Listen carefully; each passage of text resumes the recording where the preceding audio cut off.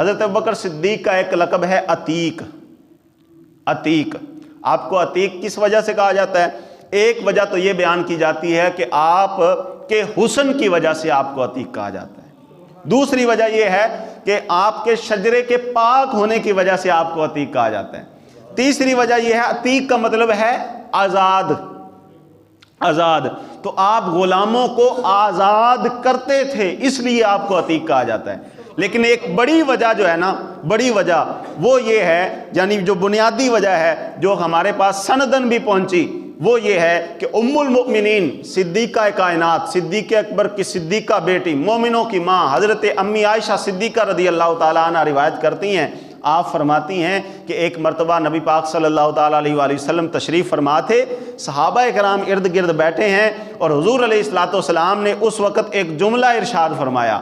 नबी पाक सल्लल्लाहु ताला अलैहि वसल्लम ने फरमाया, मन सर्रहु अन यंजुरा इला अतीकिम मिनन नार फल यंजुर इला अबी बकर। फरमाया ताडे चो जेदा दिल करे ना कि इस ज़मीन ते इस वक़्त जहन्नम तू कोई आज़ाद बंदा वेखना, आज़ाद बंदा वेखना चाहे ताड़े चो कोई, तो फरमाया मेरे यार अबू बकर अल तक लो और जहन्नम तो आज़ाद जी।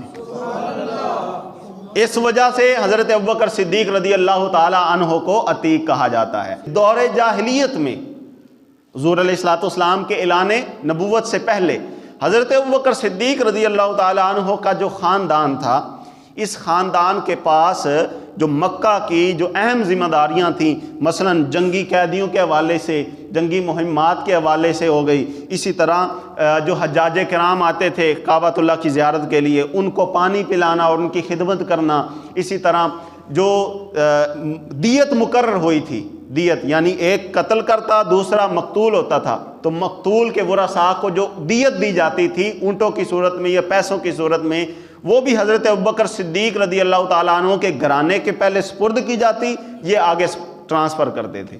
उस दौर में भी मक्का के कुछ लोग अपने फ़ैसले हज़रत अबू बकर सिद्दीक रज़ी अल्लाह ताला अन्हु के पास ले जाकर करवाते थे।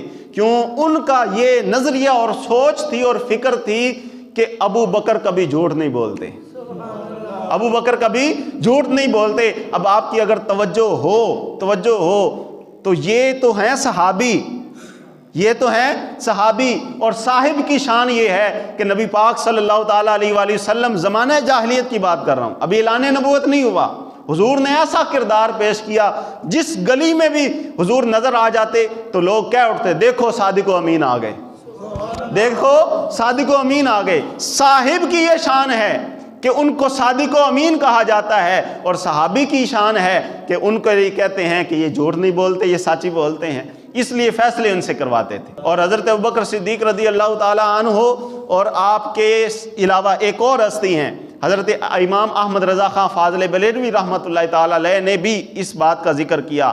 आप फरमाते हैं कि दो ज़ातें ऐसी हैं सहाबा किराम में, दो ज़ातें ऐसी हैं कि जिनके बारे में हम ये यकीन से कह सकते हैं कि अल्लाह ताला ने ज़माने जाहिलियत में भी उनके दामन को शिर्क और कुफर से पाक रखा है, शिर्क और कुफर की गलाजतों से पाक रखा है। फरमाया उनमें से एक हस्ती जनाब सैयदना सिद्दीक़ अकबर अतीक व अतहर हज़रत अबू बकर सिद्दीक रज़ी अल्लाह ताला अन्हु हैं, और दूसरी हस्ती हज़रत मौला मुर्तज़ा शेर खुदा हज़रत अली उल मुर्तज़ा करमल्लाहु ताला वजहुल करीम। इन दो हस्तियों को अल्लाह ताला ने ज़माना जाहिलियत में भी शिर्क और इस तरह की गलाजतों से पाक रखा था। अब आप वजह क्या है, किस वजह से पाक रखा था? हज़रत अबू बकर सिद्दीक रज़ी अल्लाह ताला अन्हु की तफसील अगर हम पढ़ें तो हमें पता चलता है कि बचपन के अंदर हज़रत अबू बकर सिद्दीक के वालिद अबू कहाफ़ा वो बुत परस्त थे ना, बुतों की पूजा करते थे, तो एक मरतबा इनको साथ ले गए। जब साथ ले गए ना तो कहा बुत वो सामने है, उसकी हम पूजा करते हैं, इबादत करते हैं, तुम भी उसकी इबादत करो। अब सुनिए हज़रत अबू बकर सिद्दीक ने पहला काम क्या किया। हज़रत अबू बकर सिद्दीक ने उस बुत को मुखातिब करके कहा, ओ बुत मुझे लगी है भूख, मुझे खाना चाहिए, मुझे खाना दे। अब वो आगे पत्थर था, उसने क्या जवाब देना था? खामोश। आप फिर बोले, आपने फरमाया मुझे प्यास लगी है, मुझे पानी दे। उसने क्या पानी देना था? खामोश। फिर आपने कहा कि मुझे लिबास की ज़रूरत है, मुझे कपड़े चाहिए। वो आगे से पत्थर था, उसने क्या जवाब देना था? हजरत अबू बकर सिद्दीक ने पता क्या किया? आपने पत्थर उठाया, सुन्नत इब्राहिमी अदा हो रही है, पत्थर उठाया और उठाकर फरमाया हुन कुछ देना है नहीं तो मैं मारना वा, देना है नहीं तो फिर मैं मारना। वो पत्थर सी उसने की जवाब देना सी। हजरत अबू बकर सिद्दीक रदी अल्लाह ताला ने यूं पत्थर मारा, उसके पत्थर लगा, वो टुकड़े टुकड़े होकर जमीन पर गिरा। बाप की नजर पड़ी अबू कहाफा की, फौरन पलटे और डांटा भी और कहा ये क्या कर दिया। घर गए और घर जाकर कहा शहजादे को समझाओ, ये हमारे माबूद हमारे खुदा की जो है वो बेहुरमती करके आया है, पता नहीं हमारे साथ क्या मामला हो। तो अब आगे से हजरत अबू बकर सिद्दीक की वालिदा का जवाब सुनिए। आप कहने लगी उम्मुल खैर, उनका सलमा उनका नाम था, उम्मुल खैर उनका लक़ब कुनियत थी। वो आगे से कहने लगी तुम इसकी बात करते हो, जब ये मेरे पेट के अंदर था तो अल्लाह की इज्जत की कसम, जब मैं बुत की पूजा करने के लिए आगे बढ़ती थी तो ये बीच में लाते मारता था, ये तब मुझे सुकून से नहीं रहने देता था, अब तो ये दुनिया में आ गया, अब ये कैसे बुत के आगे झुकेगा। और फिर आप कहने लगी जब हजरत अबू बकर सिद्दीक, आप कहने लगी जब ये पैदा होने लगा ना, जिस रात ये पैदा हुआ तो गैब से मुझे आवाज आई या अमतल्लाहि बित्तहकीक। ये जुमले सुनिए, जुमले से सुनिए, या अमतल्लाहि बित्तहकीक अबशरी बिल वलदिल अतीक इस्मुहु फिस्समाई अस्सिद्दीक लि मुहम्मदिन साहिबुम व रफीक। कहने लगी हैं अभी ये इस दुनिया में आए नहीं थे, गैब से आवाज आई ओ अल्लाह की बंदी, हकीकत बात है सुन, अबशरी बिल वलदिल अतीक, तेरी गोद में जो बच्चा आने वाला है ये कोई आम नहीं है, अल्लाह ने इसको पहले ही जहन्नम से आजादी की सनद अता फरमा दी है।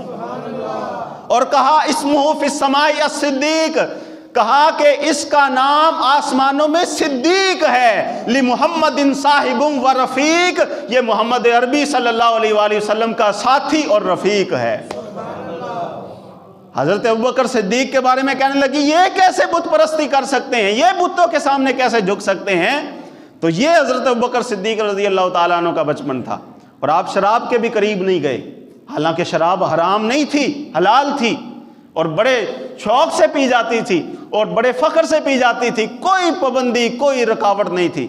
हजरत अबू बकर सिद्दीक उस दौर में भी शराब के करीब नहीं गए।